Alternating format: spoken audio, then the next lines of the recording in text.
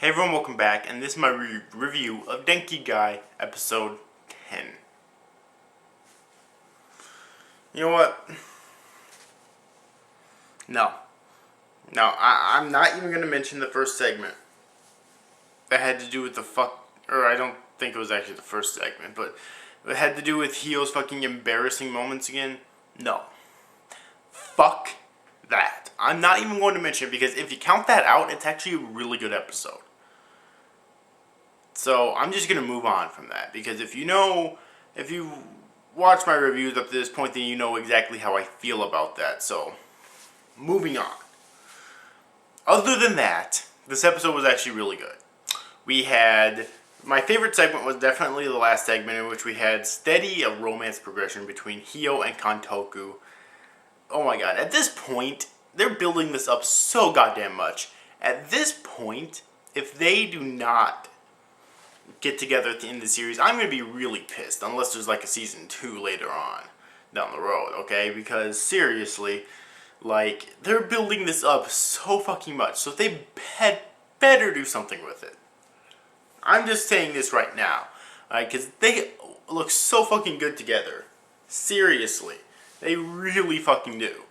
So yeah, I just saying how it's so cute and it's so like just amazing. Really, like a lot of the hints towards romance in this series is actually some of my favorite parts. Yes, the comedy actually isn't some of my favorite parts. Surprisingly, because usually I can only get into a series like this if the comedy is really good. And although the comedy can be really good at times, it can also be really crap.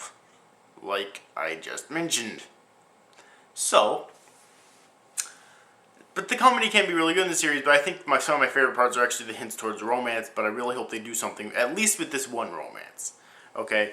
Probably the only comedy part that had to do with Hio, or that had to do with Sensei, in this episode that I actually kind of enjoyed, was the part where she was unable to, basically give, what's his name? That one manager guy who she's obviously in love with, the chocolate that she made for Valentine's Day. Which I'm able to accept that because that can also be...